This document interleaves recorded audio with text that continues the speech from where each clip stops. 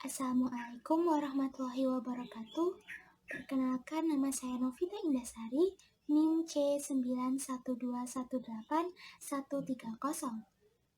Pada kesempatan kali ini, saya akan mempresentasikan mengenai apa yang telah saya pelajari tentang hukum acara pidana. Hukum acara pidana adalah hukum yang mengatur bagaimana alat-alat kelengkapan negara menegakkan hukum pidana material apabila hukum tersebut dilanggar. Atau dapat juga diartikan sebagai hukum yang mengatur bagaimana cara perkara pidana tersebut diajukan ke pengadilan hingga akhirnya mendapatkan putusan pengadilan. Yakni bisa dapat diartikan sebagai proses mulai dari penyelidikan, penyidikan, penuntutan, pemeriksaan hingga pelaksanaan putusan yang hal tersebut diatur di dalam undang-undang. Pidana sendiri dapat diartikan sebagai hukuman, sanksi, maupun pembalasan. Di Indonesia, pidana terdiri atas dua, yakni pidana pokok dan juga pidana tambahan. Pidana pokok terdiri dari 5, yakni pidana mati, pidana penjara, pidana kurungan, pidana denda, dan juga pidana tutupan. Pidana mati di KUHP disebutkan dilaksanakan dengan cara digantung. Sedangkan pidana penjara terdiri atas 2, yakni penjara seumur hidup dan juga penjara untuk atau dalam waktu tertentu, yakni paling sedikit 1 hari dan paling lama 15 tahun dengan adanya pemberatan maksimal ditambah 5 tahun. Jadi maksimal pidana penjara yang dapat dijatuhkan adalah 20 tahun. Sedangkan pidana kurungan lebih singkat daripada pidana penjara, yakni 1 hari hingga 1 tahun dan maksimal 1 tahun ditambah 1/3 dari 1 tahun itu. Kemudian pidana denda. Pidana denda ini dapat digantikan juga dengan pidana kurungan yang maksimal 6 bulan. Mengenai pidana tutupan, ini diatur lebih lanjut di dalam Undang-Undang Nomor 20 Tahun 1946. Kemudian ada pidana tambahan. Ini berupa pencabutan hak-hak tertentu, perampasan barang-barang tertentu, atau dengan pengumuman putusan hakim, baik di media massa ataupun media lainnya. Kemudian, di dalam memidanakan seseorang, terdapat 3 teori tentang pemidanaan. Yang pertama, teori absolut. Teori ini menekankan bahwasannya pidana itu dijatuhkan untuk memberikan balasan bagi orang yang melakukan tindak pidana. Kemudian yang kedua, teori relatif, yang mana teori ini menekankan pada adanya tujuan dari pidana itu sendiri, yakni mengurangi kejahatan, menekan kejahatan, mencegah kejahatan, dan juga melindungi masyarakat. Kemudian yang ketiga adalah teori gabungan. Teori ini adalah gabungan dari teori absolut dan juga teori relatif, yang mana teori ini juga menekankan pada pembalasan terhadap pelaku dan juga tujuan dari adanya pemidanaan itu sendiri, yakni melindungi masyarakat, mengurangi kejahatan, dan juga mencegah kejahatan. Lalu bagaimana sih menentukan seseorang itu telah melakukan tindak pidana dan kemudian bisa dipidana? Maka terdapat proses yang dinamakan dengan penyelidikan dan juga penyidikan. Apa itu penyelidikan? Penyelidikan adalah suatu rangkaian kegiatan penyelidik untuk menyelidiki suatu peristiwa, apakah peristiwa itu termasuk tindak pidana ataukah bukan. Misalkan ada seseorang yang meninggal, kemudian ia didatangi oleh polisi. Lalu polisi itu menyelidiki apakah orang tersebut meninggal karena diracuni, serangan jantung, atau karena bunuh diri. Apabila ternyata diketahui orang tersebut mati karena bunuh diri atau serangan jantung, maka dapat disimpulkan tidak ada suatu tindak pidana yang terjadi. Namun, apabila ternyata diketahui bahwa orang tersebut meninggal karena diracuni, maka patut diduga telah terjadi tindak pidana yang selanjutnya akan diproses ke proses selanjutnya yang dinamakan penyidikan. Proses selanjutnya adalah penyidikan. Penyidikan adalah serangkaian kegiatan yang dilakukan oleh penyidik, baik itu dari penyidik polisi maupun penyidik PNS, guna menemukan bukti, membuat terang perkara, dan juga untuk menentukan siapa tersangka yang telah melakukan tindak pidana. Hal ini diatur di dalam Pasal 1-2 KUHP. Jadi, tujuan dari adanya penyidikan adalah untuk menemukan bukti, kemudian membuat terang perkara, sehingga ujungnya nanti ditentukan siapakah tersangka yang telah melakukan tindak pidana. Dalam proses penyidikan, penyidik akan merangkum setiap rangkaian kegiatan di dalam suatu berita acara, yang selanjutnya ketika berita acara ini sudah memenuhi atau sudah lengkap, diserahkan ke penuntut umum. Lalu penuntut umum akan menilai apakah BAP ini sudah lengkap atau belum. Jika sudah lengkap atau biasa disebut dengan P21, maka jaksa penuntut umum akan mengajukan perkara tersebut ke pengadilan. Namun perlu diketahui bersama bahwa penuntut umum memiliki hak untuk tidak menuntut suatu perkara pidana atau pelaku tindak pidana apabila terdapat kepentingan umum yang mendesak. Asas ini disebut dengan asas oportunitas. Di dalam proses penyidikan, penuntutan, bahkan hingga pemeriksaan, seorang penyidik, penuntut umum, atau bahkan hakim dapat melakukan tindakan penahanan terhadap tersangka atau terdakwa. Penahanan sendiri adalah menempatkan tersangka atau terdakwa di dalam suatu tempat tertentu yang prosedurnya telah diatur di dalam undang-undang. Adapun alasan mengapa terdakwa dan atau tersangka dapat ditahan adalah yang pertama, apabila ada kekhawatiran jika tersangka atau terdakwa tersebut melarikan diri, menghancurkan atau menghilangkan barang bukti, atau ia dikhawatirkan dapat mengulangi tindak pidananya kembali. Atau dapat juga apabila tersangka atau terdakwa tersebut diancam lebih dari 5 tahun. Penahanan sendiri dapat dilakukan dengan 3 cara. Yang pertama dengan penahanan rutan, yang kedua dengan penahanan rumah, atau yang ketiga dengan penahanan kota.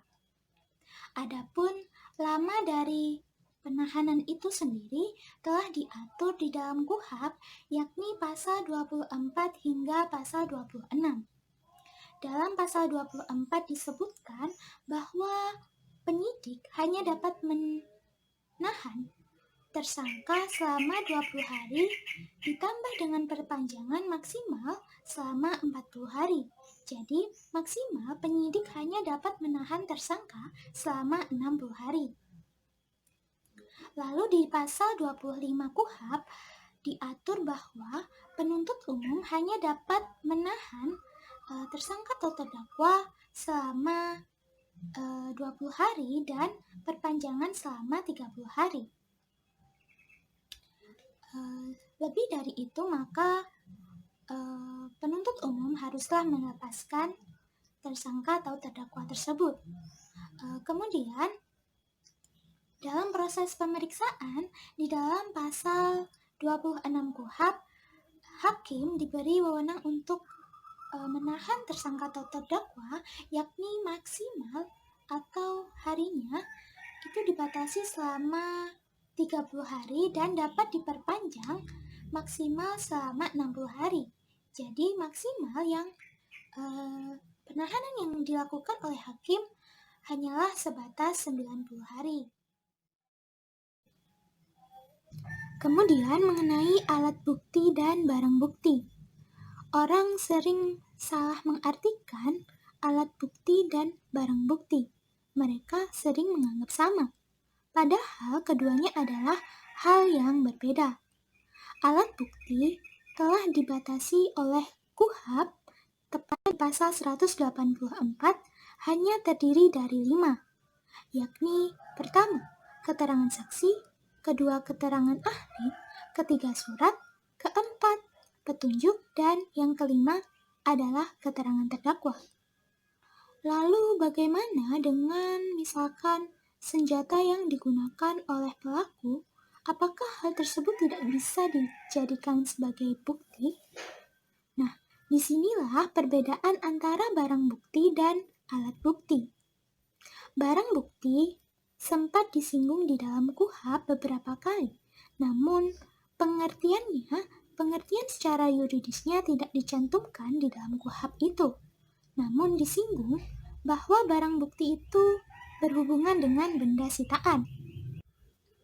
Jadi, dapat disimpulkan bahwa barang bukti adalah benda sitaan yang disita oleh penyidik yang nantinya akan dijadikan bukti, baik benda itu berupa benda yang digunakan pada saat kejahatan maupun hasil kejahatan. Adapun fungsi dari barang bukti adalah untuk memperkuat adanya alat bukti, kemudian mencari dan menemukan kebenaran material, dan juga untuk meyakinkan hakim tentang atau dalam proses pembuktian. Selanjutnya adalah putusan. Di dalam memutuskan suatu perkara, hakim haruslah berdasarkan pada minimal 2 alat bukti dan juga keyakinannya. Hal ini sesuai dengan teori negative letterage yang tercantum di dalam pasal 183 KUHP. Di dalam hukum acara pidana terdapat 3 jenis putusan. Yang pertama adalah putusan pidana, yakni apabila terdakwa ternyata terbukti melakukan tindak pidana.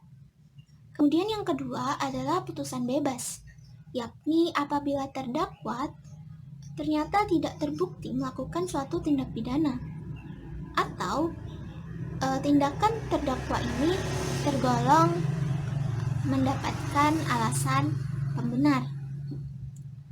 Kemudian yang ketiga adalah putusan lepas, yakni apabila terdakwa ternyata terbukti melakukan, namun hal tersebut bukanlah termasuk tindak pidana, atau terdakwa merupakan salah satu orang yang termasuk di dalam alasan pemaaf.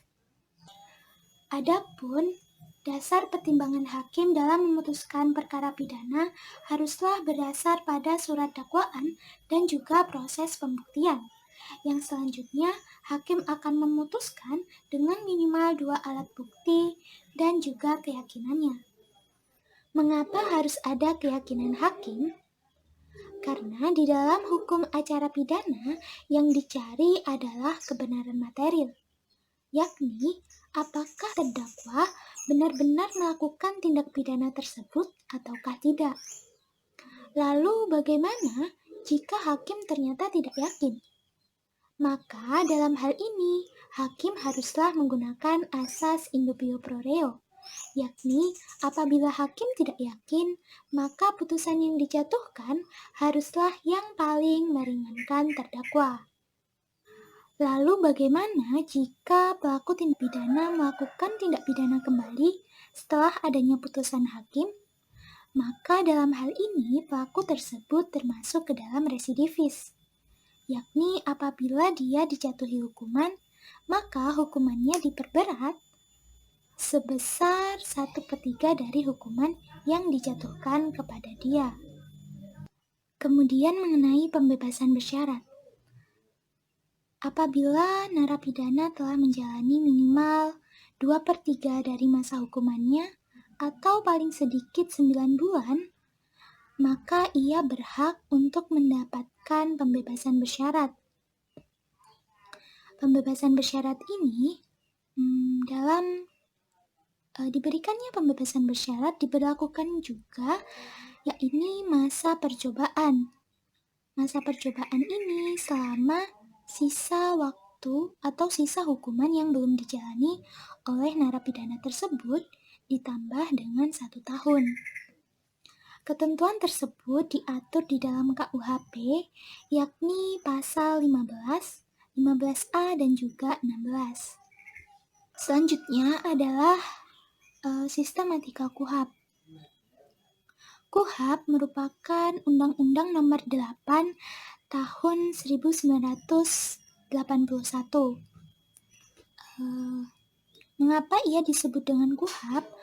Sebenarnya dapat dilihat di pasal 285 KUHP yang menyebutkan bahwa undang-undang tersebut menamai dirinya sebagai Kitab Undang-Undang Hukum Acara Pidana yang populer disebut dengan KUHP. KUHP sendiri terdiri dari 22 bab dan 286 pasal. Di dalam bab 1 itu diatur mengenai ketentuan umum, kemudian bab 2 mengenai ruang lingkup berlakunya undang-undang, kemudian bab 3 mengenai dasar peradilan, kemudian bab 4 mengenai penyidikan dan penuntut umum, kemudian bab 5 mengenai penangkapan, penahanan, penggeledahan badan, pemasukan rumah dan pemeriksaan surat. Kemudian di bab 6 diatur mengenai tersangka dan terdakwa. Kemudian bab 7 memuat mengenai bantuan hukum. Bab 8 mengatur tentang berita acara. Kemudian bab 9 mengatur tentang sumpah dan janji. Kemudian bab 10 mengenai wewenang pengadilan untuk mengadili.